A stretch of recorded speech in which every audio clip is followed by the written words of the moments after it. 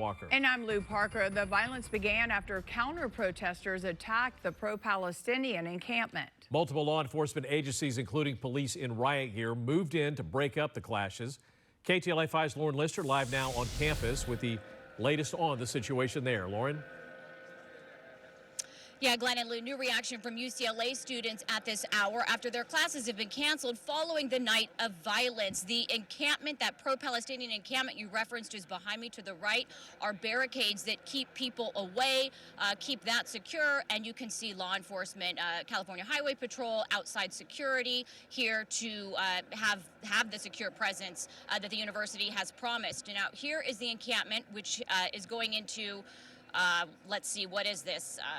Close to a week, and we don't have word yet of what exactly is going to happen with this, but I did just get confirmation with one of the encampment media liaisons that they did get a notice from the chancellor that this is considered an unlawful demonstration. At this point, they say they're preparing a response. This is the way into the encampment. It is policed entirely by the protesters themselves, only allowing in people that are part of their encampment, and we overheard the organizer alerting them to media to guidelines for the community, including don't engage with cops, don't engage with the media. So students are not allowed access through here. We are not allowed access through here. And this library to the right, this is closed. I've gone around 3 sides of this encampment, and they are all secured with barricades or buildings that are closed. And I want to show you, too, we can get a better glimpse, though, at this encampment. And you can see that there's graffiti on the walls of the UCLA building, including Free Gaza and different vandalism that has occurred there. Now, it was counter-protesters who stormed the barricades last night here, starting violent exchanges, and our John Fenolio in the center of it all.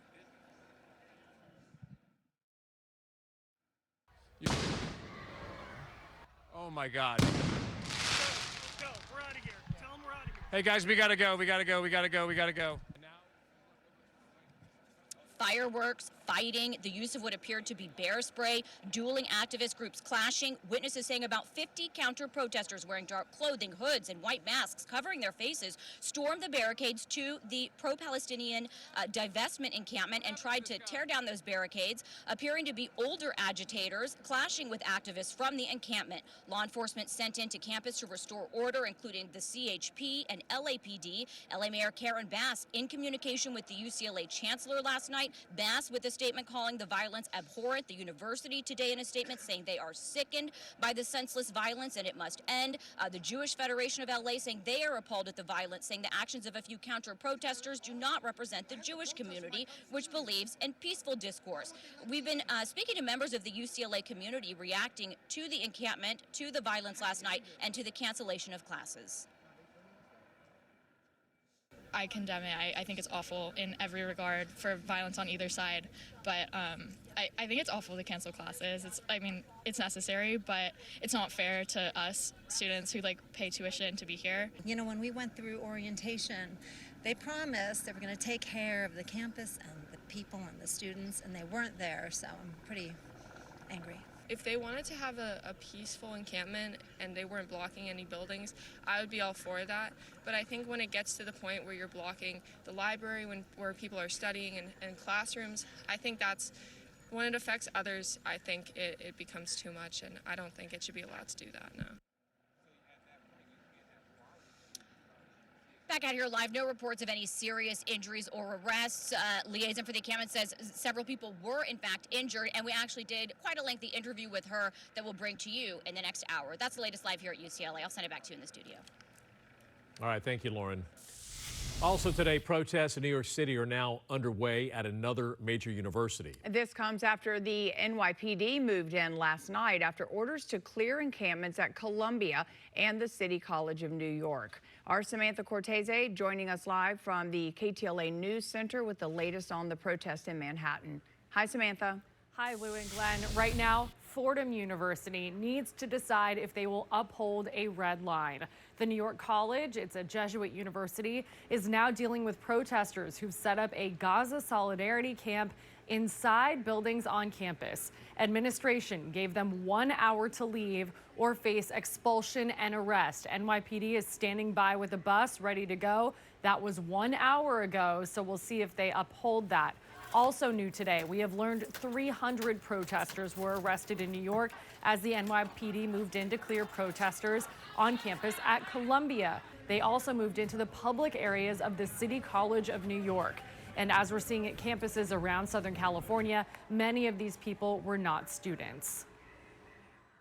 Despicable that schools will allow another country flag to fly in our country. So blame me for being proud to be an American. And I thank Commissioner Daughtry for putting that flag back up. We're not surrendering our way of life to anyone. That was New York City Mayor Eric Adams, who was visibly frustrated with protesters removing an American flag and flying a Palestinian flag on campuses. As you heard him mention, the commissioner tore that Palestinian flag down and put up an American flag. Again, we're watching an encampment growing at Fordham University, waiting to see if any action will be taken there. As for Columbia, the school says any students occupying that building last night now face expulsion. The White House press secretary, Karine Jean-Pierre, spoke about an hour ago on behalf of the Biden administration about these protests, stating Americans have the right to peacefully protest within the law, but taking over buildings is not within the law, she says. We'll keep following this from the News Center. Samantha Cortese, back to you. All right, thank you, Samantha. Labor activists will be out in force today for May Day events. Rallies and marches emphasizing worker rights are being held around the nation, including right here in Los Angeles. KTLA 5's Aaron Myers live in Hollywood with a look at some local events. Hi, Aaron. Hi, you two. There will be several happening here in Los Angeles, including one in Hollywood, another in Boyle Heights, and then a third that we're hearing about will be near downtown, also taking place in the Inland Empire.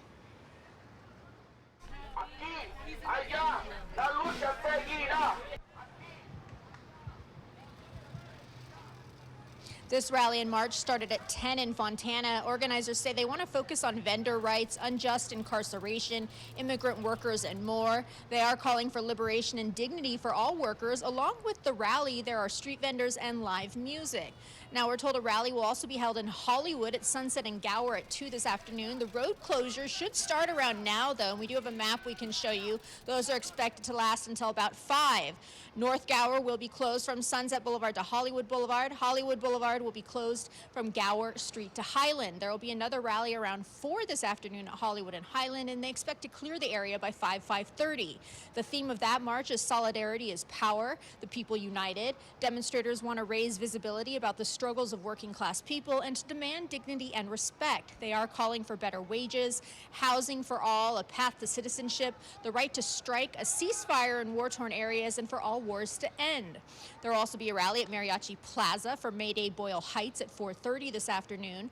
Organizers want to see legalization for everyone, the defending of DACA, and community control of the Los Angeles County Sheriff's Department. The rally will also support women's reproductive rights and LGBTQIA+ rights. Organizers say they stand with Palestinians and want to see the U.S. aid to Israel end as well. Now back here live, we have heard of another event that will be happening as well at MacArthur Park. That's set for around 4:30 this afternoon. Reporting live here in Hollywood, I'm Aaron Myers, KTLA 5 News.